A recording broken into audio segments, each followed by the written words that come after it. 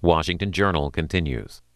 And our Sunday Roundtable with Pete WEHNER. He is the Senior Fellow at the Ethics and Public Policy Center, former aide to President George W. Bush. Welcome back to C-SPAN. Thanks. Good morning. And Bill Press, former chair of the California Democratic Party and a radio talk show host. Heard in how many radio stations around the country? Thousands. Good morning, Steve. Good morning. This is the headline I want to begin with. It's from the Richmond Times-Dispatch. It's picking up on the comments of the House Republican leader Eric Cantor. Tragedy for the entire country. Pete WEHNER, your thoughts? Well, I think he's right. I think probably poets and preachers are the ones to put things like this in perspective, not pundits. I mean, on a human level, it was an enormous tragedy. And you see the pictures of the 6-year-old girl and the federal judge, the aide that was killed, the congresswoman who was shot. And it's a senseless act. It's a violent act. It's a malevolent act. It doesn't appear, by what we can tell, to be a politically motivated act. And these things happen every day, but we're in Washington. When public figures get shot, it sort of brings, in a more vivid way, the tragedy of life. It's like throwing a rock at a pond. There are ripple effects, and as a Christian, you pray for the families and ask that the Lord would bring mercy and a measure of grace during this time. Is this part of the political discourse, Bill Press? First, I have to agree with everything that Pete said about this unspeakable tragedy. I mean, I think of that little girl, 9-year-old girl, elected to the student council in our elementary school, and she goes to see a member of Congress in the United States of America because she's interested in politics and interested in learning more about government. And she's shot and killed for that very act. I mean, it's just, as you say, a senseless tragedy. But I was struck by what the sheriff of Pima County said, that this is a time for some soul searching on the part of all of us. That particularly in Arizona, the political rhetoric has been red hot, not just in this congressional race, but in the whole immigration debate and everything. And the sheriff said yesterday, Steve, and pardon the plug, but I wrote a book about this called Toxic Talk, how the radical right has poisoned America's airwaves and how violent talk on talk radio particularly can produce, not always, can produce violent actions. And the sheriff last night said that this rhetoric that we've heard in the politics lately is free speech, but he said it does have consequences. And I think that's the message for today. One of the messages, I'm sorry, for today. One of the questions from Jonathan Martin in Politico saying, who in American politics deserves a slice of the blame for the Tucson murders, and what public officials find themselves with sudden opportunities for political gain from a tragedy? Are those fair questions? No. No. Look, there's no evidence this was politically motivated. I guess I'd say a couple of things. The first is that if you go back in the history of discourse in America, what we're having today is not nearly as bad as, for example, the election of 1800 between Jefferson and Adams. It was much fiercer than that. That's been a product of American political discourse since our founding and for most of Western democracies. Secondly, it just tends to be very selective on both sides. I mean, George W. Bush was called a moral coward, a loser, a liar. He betrayed his country, corrupt, a war criminal, and so forth. And the left said very little about it. There was even a movie about an assassination of George W. Bush. Alan Grayson, Democratic congressman who was just defeated, is probably the most vitriolic member of the Congress, of the 111th Congress. He gave a speech on the floor that said that the GOP health care plan was to let people die early.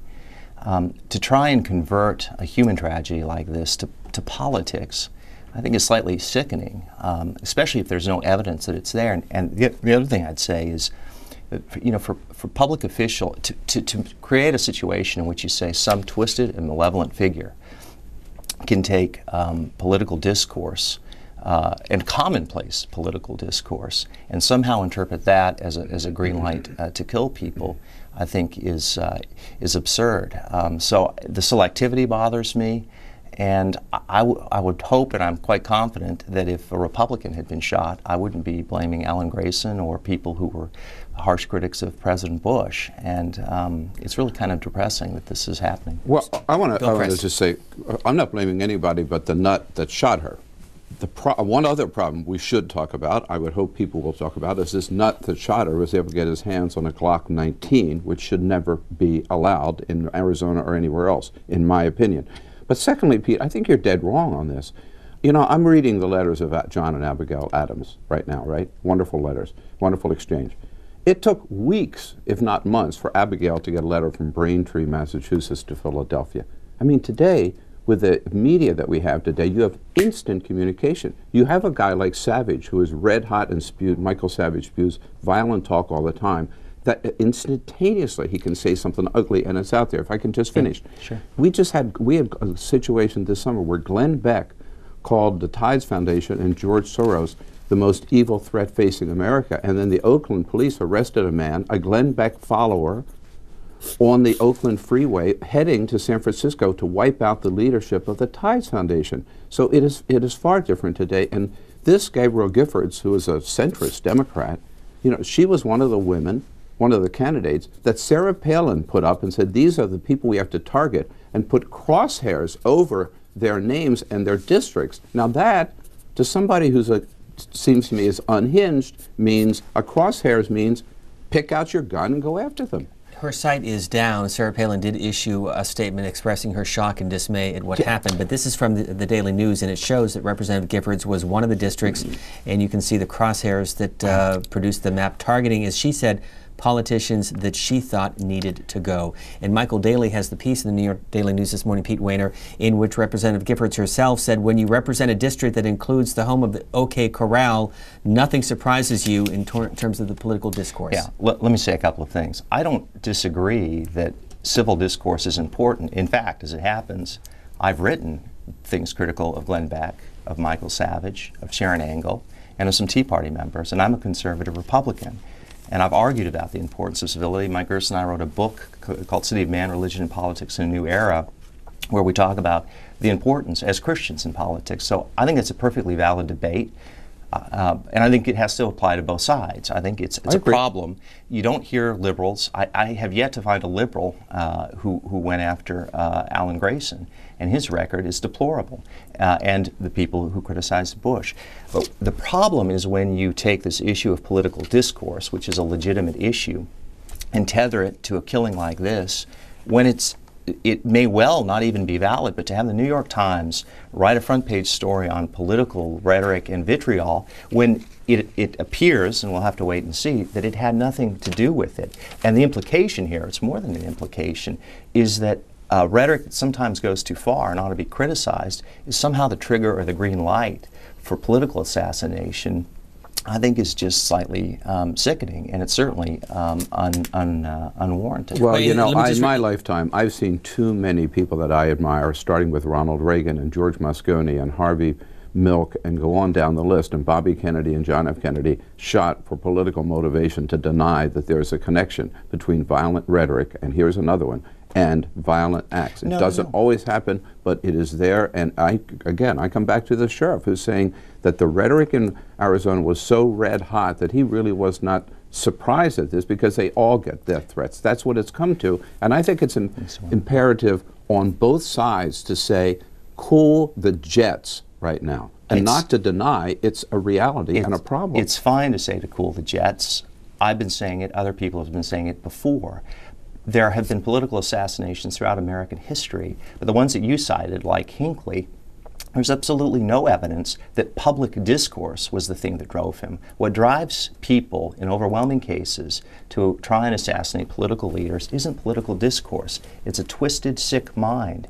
And they don't need political discourse to give them the green light to do it. And to try and take that kind of thing and to convert it is really a way to try and go after political opponents. It's such a political view of the world. You know, there's an old line: if you're a hammer, every problem is a nail. It's like if you're in politics or care about politics, every human tragedy has to be converted. Timothy McVeigh in the Oklahoma City, you know, Bill Clinton was saying it was Rush Limbaugh on talk radio. That's absolutely false. There's no evidence. No, that's not true. That's not true. There's another old saying, Pete, which is denial is not just a river in Egypt. And I think I'm hearing a lot of denial from you this morning. This is a serious problem in this country. What's the evidence that the shooting yesterday was driven by political? We don't know all the facts about yesterday, but we do know that she was targeted by the Tea Party and with some violent rhetoric in California. We do know in Arizona. We do know that her opponent was a big gun nut. She, by the way, was a Second Amendment defender.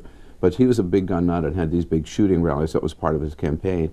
And we do know that Sarah Palin put her in the crosshairs. Now, that's enough evidence to at least raise the issue that the rhetoric in Arizona was over the top. We have another 45 minutes with our two guests, Pete WEHNER and Bill Press. Let me just read to you from the New York Times and get to your phone calls because you brought it up. The headline, "Bloodshed puts new focus on vitriol in politics."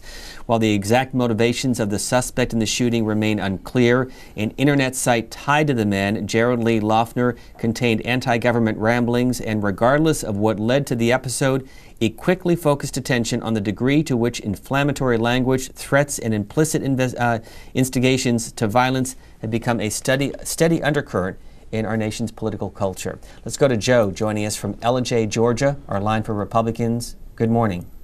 Steve, you're doing a great job.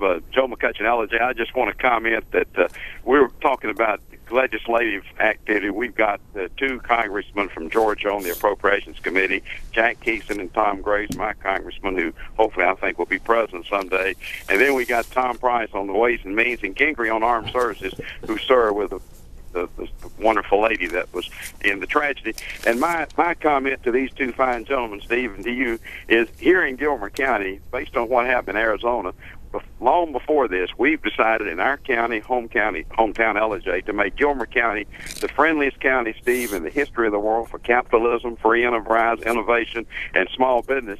And we preach love, Bill and Pete, down here in Gilmer County, and we're against any, I mean, I'm a conservative, I'm a member of the Tea Party, but I love people. And just like Steve Scully, Bill, I'm conservative. I believe in less government, less taxes, but we would never, ever attack you. I've got a lot of good liberal friends, even though I'm conservative, who I love and respect. And that's the way we operate down here, Steve, in Gilmer County. We're working to make our county the friendliest county in the world.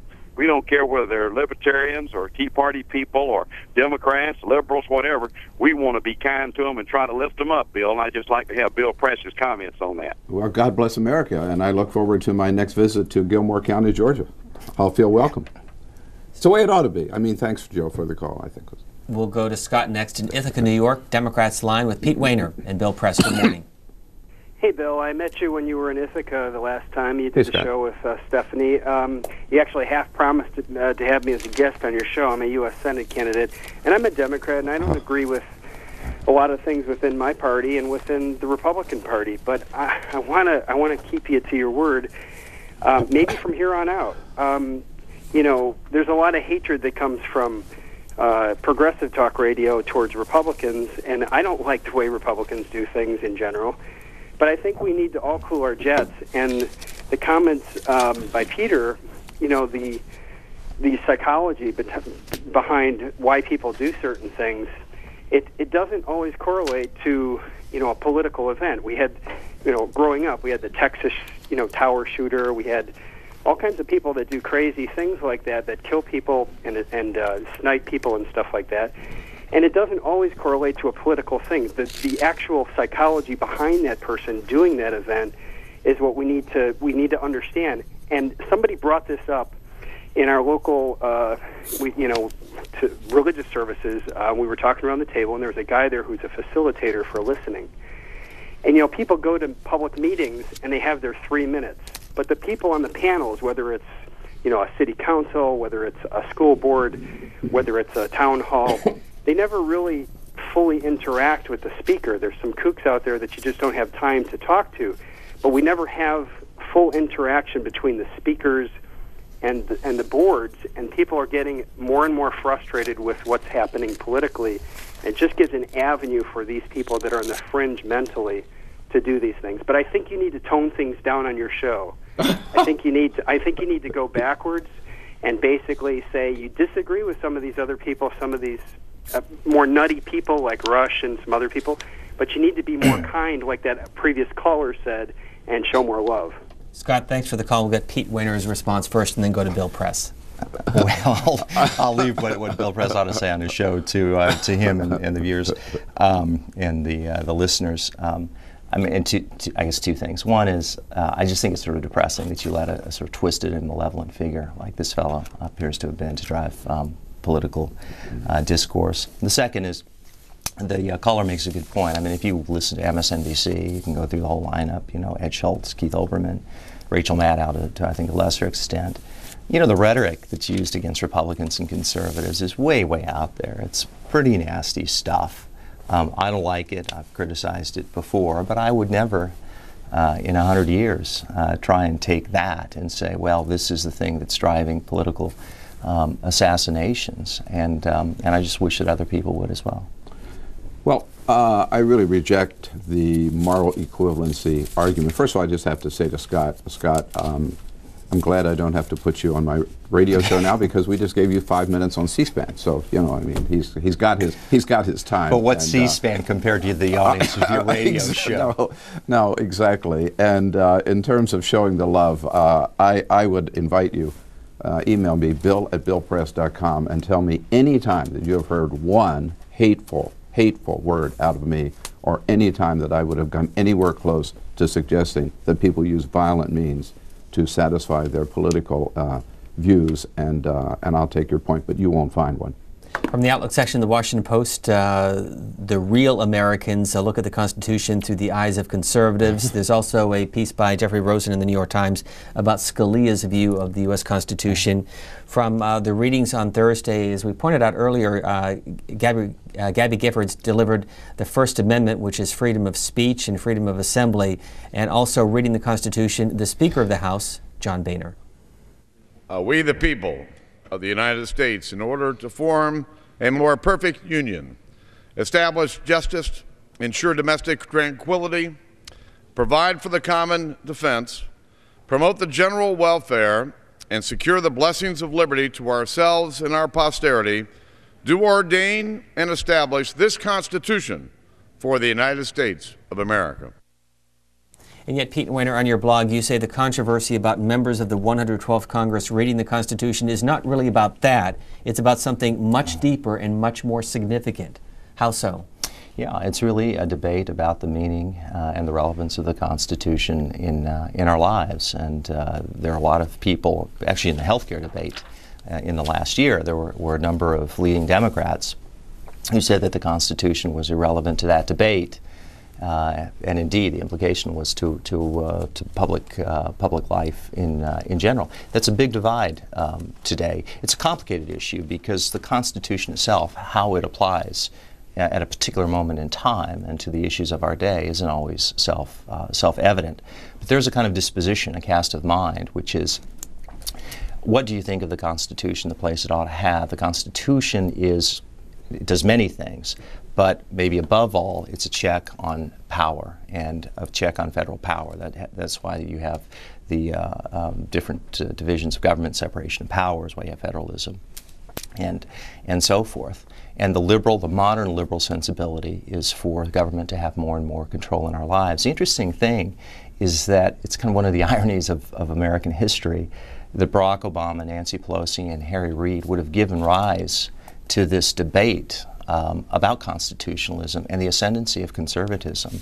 It's a real and important debate to have. I think that the comparison to Scalia is quite right. I mean, I think that there is Charles Krauthammer wrote about this. There's a debate in judicial circles about whether the Constitution is a living document, breathing document, meaning that it evolves and morphs and is sort of interpreted by judges to say what they want it to say, or whether it's a text that is sort of anchors our views. I'm a constitutionalist in general. I think it's really a remarkable document, really one of the great political documents in American history. Not perfect, but really quite amazing. And I think for liberals to go after and mock the Constitution, which some did when the Republicans opened the first day of business as leading the House, to mock it is a politically perilous thing. Bill Press. Well, I think you could count on the fingers of one hand any liberal who mocked the Constitution. I have great reverence for the Constitution. It's a marvelous document. It's gotten us through over 200 years. But I think just a couple of points. One, Scalia is dead wrong on this issue that the Constitution has to be taken literally and it is a dead document, which I have heard him say, and I've argued that with him. I mean, I saw a cartoon yesterday where somebody was outside of a restroom trying to say, and somebody said, sorry, you can't go in there because it's not in the Constitution. I mean, governments have said there have to be as many restrooms for women as there are for men. You won't find that in the Constitution. I think it still makes sense. But that's not what, that's not what, so, to be fair, that's not what Scalia's arguing. No, but Scalia's, I mean, I just think he's dead wrong on that argument. The other thing, I think this reading of the Constitution was a Hollywood stunt, frankly, but I liked it. And I'll tell you why I liked it, because I hope they learned something from it. I hope when they were reading the Constitution, which, by the way, they showed themselves it was not a perfect document because they left out the parts where the vote wasn't given to women. They left out the parts where the vote wasn't given to African Americans because they didn't want anybody to know, oh, there's some things here that may not have been perfect. So that was a little funny games that they were playing with their Constitution. But I hope they heard, for example, that only Congress can declare war, and that we get away from Republican or Democratic presidents taking us to war without a vote of Congress. That would be a big step forward. So, and the Fourth Amendment, I hope they listened to those strong words about the right of privacy, even though that phrase does not appear there. And you know, both sides might have learned something from reading of the Constitution. And I assume that's true of the Second Amendment as well. Yes, that guns belong to members of the militia and not to a nut like this guy in Arizona. Let me just read one part of Jeffrey Rosen's piece. If Scalia had his way, this is from the New York Times Week in Review. By the way, he'll be joining us tomorrow in the Washington Journal. The Supreme Court begins its new session this week with renewed energy, and the originalist wing, Justice Antonin Scalia, the court's leading originalist, has agreed to address the House Tea Party caucus the issue separation of powers. We'll go to Jim, who's joining us from Michigan, our line for independence, with Pete WEHNER. Worked in the Bush administration, now with the Center for Ethics and Public Policy, and Bill Press, author and radio talk show host. Good morning, Tim. Oh, hi, Steve. How are you? Fine, thank you. Good. Oh, hey, listen, Joe in Georgia, I'll put my morel, mushrooms, brook trout, and walleye dinner against his barbecue any day. But anyway. Yeah, but are you as nice? Pardon me? Are you as nice? Are you as full of love? Yeah, oh, absolutely. You know, I'm a socialist, he's a Republican, that's fine. But anyway, it's no surprise what's happening. I mean, ever since Reagan initiated the class war and redistributed the wealth from the poor and the middle class to the wealthy with his tax cuts and making it up by taxing unemployment benefits and taxing waiters and waitresses, and a few other examples of the class war. I'm not going to mention any names, but, you know, you got a guy that shoots somebody in the face, nothing happens. You've got a guy that's got more OxyContin in his, you know, bathroom than the local CVS, nothing happens. A guy in Wisconsin shoots his own television in his own house over some dance show, and he has to post a $1,500 bond to get out of jail. Now, like I said, I'm not going to mention any names, but their initials were Dick Cheney, Rush Limbaugh, and I'm not familiar with the gentleman from Wisconsin. But it's basically been a class war, and I'm not surprised. And, Bill, if you could have, like, Ed Schultz flash the address for MSNBC, because we all don't have computers, and, you know, I wouldn't mind writing them to get stuff off my mind, and I think you and Ed and everybody at NBC does a bang-up job. Thanks a lot, and gentlemen, have a great day. All right, there you go. From John, who says Congress has not unlimited powers to provide for the general welfare, but only those specifically enumerated, the words of Thomas Jefferson. Yeah, well, look, this is a debate, and it's a serious one, and people have to engage in it, which is, can the Constitution do only what's enumerated? Can Congress do only what's enumerated? Now, I think you have to give some wide berth to the interpretation. That's why I said trying to apply the Constitution to the issues of the day is not self-evident. Does that mean that the New Deal was unconstitutional? I don't think so. Let me just say to the but there's a very serious debate, which is, are there limits to the federal government and the powers that it may have? And in fact, Judge Hudson, the federal judge that just ruled that the individual mandates were unconstitutional, it was a 42-page opinion. It was a very, very intelligent opinion, even if people disagree with it. But it basically said, thrust of his argument was, are there any limits to what the federal government can demand of people and of citizens? And a lot of liberals seem not to be able to draw that line. Conservatives tend to want to do it. And how that works its way out in real life is one of the important political debates of our time, and I think we should have it and continue to have it. Bill, to this degree, to this extent, I agree, I guess, that this is the fundamental question that we've wrestled with since the days of the Continental Congress, which is, or the Constitutional Congress, which is convention. What powers belong to the states and what powers belong to the federal government? It's been there from the beginning. It exists today. And the Constitution is our guiding document. But you won't find everything in the Constitution. I mean, it's just, and when the General Welfare Clause is pretty broad. It can't be limited to what existed in the 18th century. Look at the whole debate today over net neutrality. I mean, I don't have a dog in this fight, but the Supreme Court's going to have to tackle that, right? They can't go to any article of the Constitution and find specific language. They're going to have to apply it. And I think that's the importance, that we apply the Constitution to the realities of today, and we have to do so. And this debate will continue long after we're gone. Cover story of the Weekly Standard, Happy Days, with a piece by Bill Kristol, who's joining us tomorrow as well on C-SPAN's Washington Journal. He wrote the editorial, Debt Be Not Proud. And Bill Press, he says, if Republicans are not careful, both the budget and the debt limit debate threatens to devolve into games of chicken in which each side tries to blame the other for failing to avert a government shutdown, if not a default on America's debt. In such a confrontation, President Obama would have the advantage. This is going to be the adult moment, if you will, for the Tea Party particularly. Look, I wish we didn't have to raise the debt ceiling. What have we done it 92, 94 times? I forget the number. And we've gone from 13 to 14 trillion in 7 months. Yeah, we have. No, it's appalling, the size of the deficit and the size of the debt. We do have to deal with it. At the same time, I think it would be catastrophic, not just for this country, but worldwide, to let this country go into default and basically to shut down the government. I think it would be catastrophic. By the way, the least of my concerns, it would be catastrophic for the Republican Party. But for Tea Partiers, it's going to be a reality test.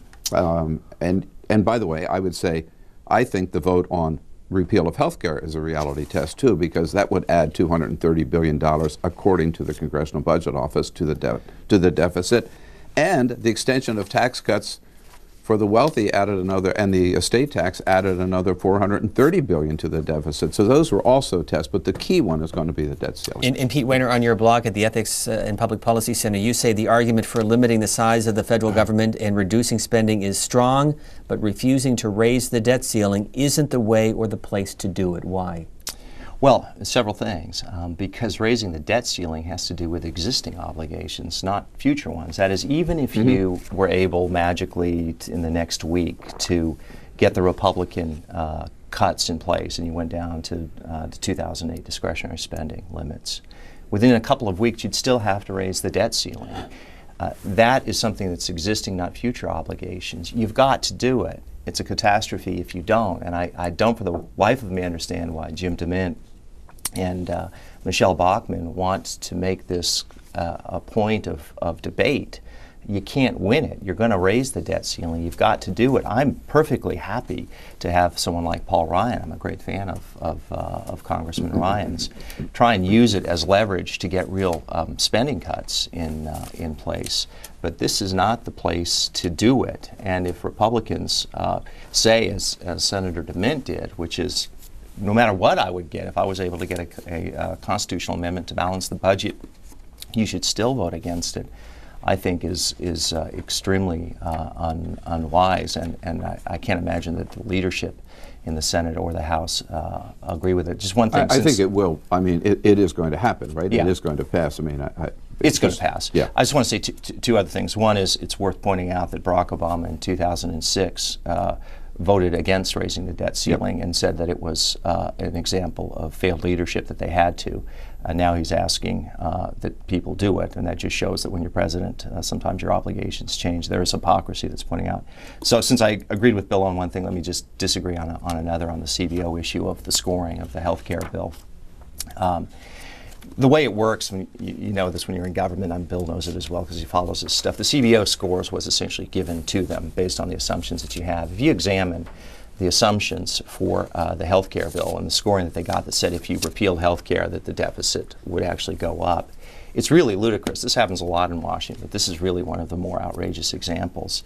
There are several things that it doesn't take into account. It doesn't take into account the $115 billion that it takes to implement the program, to the tune of about $400 billion. It double counts Medicare and Social Security cuts. It takes 10 years of taxes to pay for 6 years of expenditures. And it doesn't take into account the doc fix, that is, payments to physicians that Democrats themselves have already said are going to go into effect this year, which is some $200 billion. When you take all of those things together and do a reality check, you would see that over that 10-year period of time, the health care plan would increase the debt by around $700 billion. So this effort to try and say, just on a common sense level, the idea that you'd have an open-ended entitlement and you would increase coverage to over 30 million people and that would somehow lower the debt and the deficit is ludicrous on its face. Steve, let me just say, I think to impugn the integrity of the people at Congressional Budget Office I just said I'm and not. say that they just took the numbers that they were handed That's not and impugning the integrity. That's exactly what you said. No, it's not. But Pete, I listened to you. Let me just say, look, these guys are listen. researchers, these guys are professionals, these guys are accountants, they work at this stuff. And in season and out of season, Republican or Democrat, you go to the Congressional, whoever's in charge, you go to the Congressional Budget Office, and you get their take, and then that's the basis, kind of, that people then decide they agree or disagree with it. But, you know, John Boehner pulled this out of his butt when John Boehner said, he told Brian Williams that nobody in Washington believes that repealing health care is going to add to the deficit. Well, hello, yeah, the most respected financial office in Washington does, the Congressional Budget Office, and you're ignoring the savings that are there, for example, from the fact that if more people have health insurance, we're not going to be paying for them when they go to the emergency room. You're ignoring the savings that come from the new, more efficient delivery of Medicare and Medicaid under this bill. So, you know, I say take the professionals at their word and then agree or disagree, but don't say that they're just, you know, flunkies who take numbers Democrats give them. Let me point of personal privilege here. I didn't say that, and I don't believe it. I actually think the CBO is a terrific office. In fact, friends of mine have worked there. What I said was that Congress has rigged the game, and this has happened for both sides, where they give CBO a piece of legislation and they build in the assumptions, and CBO doesn't have any choice other than to score it based on the assumptions that they get. Now, I don't blame CBO for that. I blame the political class for doing that. All of the things that I listed are empirical. Bill can go. He can go and check it out after the show to see whether that's in fact the case. This is an old trick to say, you know, you're going after the CBO. I think the CBO is actually an impressive institution. I disagree that the head of the CBO would put out a number that he or she could not stand behind with the facts. They're professionals. They would not do that. They did the same thing when Congressman Ryan put forward legislation with certain assumptions too, and that came out with a completely different number. The head of the CBO will stand behind those numbers based on the assumptions that they're given. The question becomes, how valid are the assumptions that you're getting? And my argument is that anybody in an intellectually honest way would look at these assumptions that the CBO was given on the scoring of health care for the 10 years, couldn't come away from it and believe that you would actually cut the deficit. I think the real problem here is that the Republicans have hooked their wagon to a star that is falling, and that is the repeal of health care reform, and they're going to regret that they did it. One of the editorials this morning dealing with $100 billion that the Republicans want to cut from the budget over this next fiscal year. It's called About That $100 Billion in the New York Times editorial page. Also from one of our viewers. John Adams said that parts of the Constitution were too vague and Congress was supposed to go back and tighten the loose ends. So the debate over the Constitution is also continuing on our Twitter page at twitter.com/cspanwj. Cynthia is joining us from Sioux City, Iowa. Thanks for waiting. Good morning. Certainly. Good morning. I was calling to discuss another topic, but since you're on the Constitution, I think we would be well served to use the powers of the Constitution to have public debates to change the Constitution rather than to do it legislatively. But that wasn't the point I wanted to make. I wanted to talk about ethics and journalism, and 24-hour a day news is not serving us well. They ask a lot of questions, and when tragedy strikes, like it did in Arizona, they title it as if it's a movie, and they promote it as though it is fiction rather than the real horrible violence, and that isn't good. And journalists do have ethics. They ought to follow them, and when it's entertainment, it should be labeled as entertainment, and it's a travesty to take violence like this and then try to find out why. We need to understand why he did it. There's no reason that's good enough. It was a horrible, violent event, whether it was motivated by his dislike of an individual. It touched many lives. It's wrong, and to CNN has titled it, so has Fox already, as if it's a movie title, not a horrible, violent event. Cynthia, thanks for the call. Bill Press, who should point out, author of Toxic Talk, How the Radical Right Has Poisoned America's Airwaves. Well, this is a whole nother discussion, but I happen to agree at least somewhat with what Cynthia said, that I think, I've said this before, I think the 24-hour news cycle has destroyed American politics, and cable news has destroyed American politics in the sense that it certainly has changed it for the worse, because, you know, we don't have any time to step back and think. It's just 24/7, automatic, you know, opinions moving on, and we do take one story and then blow it up and cover that nonstop, wall to wall. And yet you're part of the dialogue when you appear on MSNBC. I am part of it, and I'm a guest on MSNBC. I'm not paid by MSNBC. I want to make that clear. I happen to appear on some of their shows, maybe 2 or 3 times a week, but I'm part of it, and I still say that. I just think that the political dialogue has not been helped by the non-stop nature of the news cycle today, and it's not just cable now. It's I mean, cable's actually old news. It's the blogs that are first, and the Twitter and Facebook. So, can I jump in on that? Absolutely. Look, I'd accept some of that, but I guess I'd make some caveats on it. Well, sure. There are certainly, you know, extremes on all of the venues we're talking about. I think overall that the revolution in sort of news and technology has been good, because I think a lot of voices that once upon a time were not in the public debate now are. And there are bad blogs, but there are good blogs. I mean, very smart people who in the past would not have written things, including liberal people like Ezra Klein at the Washington Post. Yeah. And I disagree with him on a lot of things, but he's an intelligent guy. For conservatives, the reality is that there was a de facto monopoly in terms of sort of the mindset and worldview that dominated news for many, many years. And then now there's an outlet.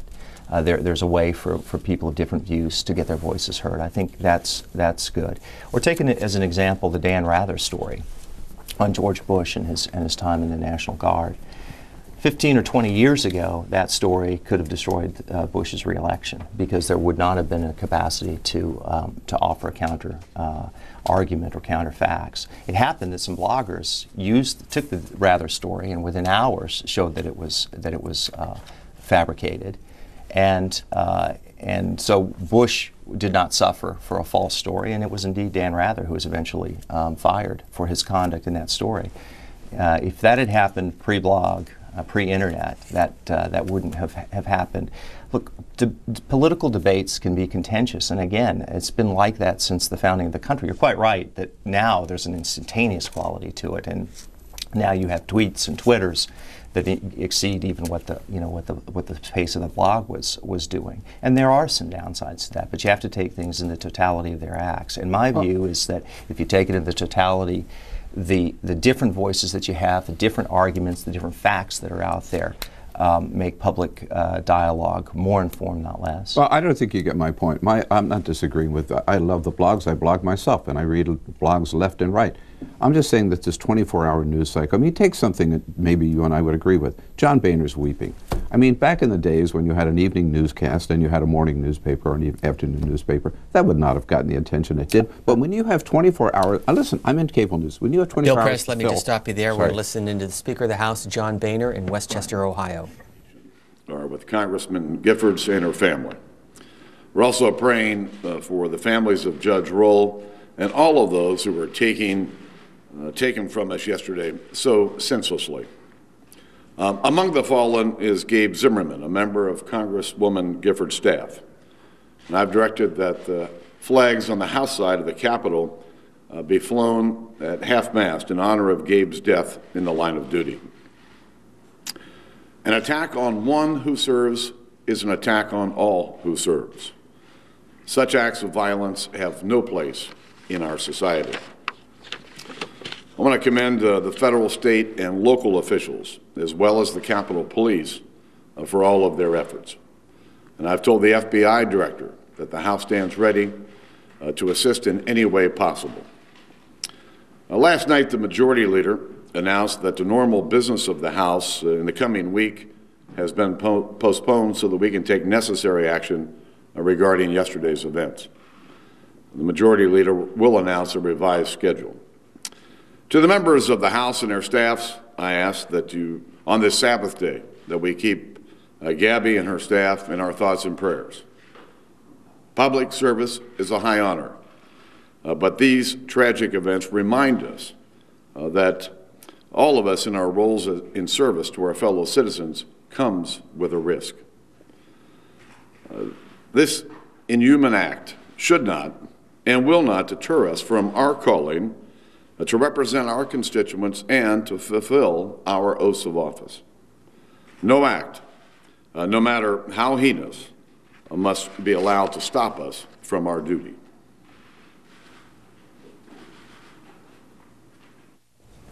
The comments of the Speaker of the House, John Boehner, in his congressional district just outside of Cincinnati in Westchester, Ohio. We're joined here by Pete Wehner and Bill Press. Pete Wehner, final thought?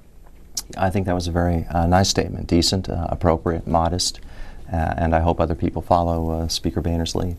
Bill Press? Yeah, it's well said. It was very appropriate for him to do that. He is the Speaker of all members of the House. I thought he hit the right tone and he took the right actions, and I showed some real leadership there. I think we're all grateful for. Bill Press is a radio talk show host and an author. Pete Wehner served in the Bush administration as senior fellow at the Ethics and Public Policy Center. On this day, thank you both for being with us. Appreciate your comments. Thanks for having us. Come back again. We're going to turn our attention to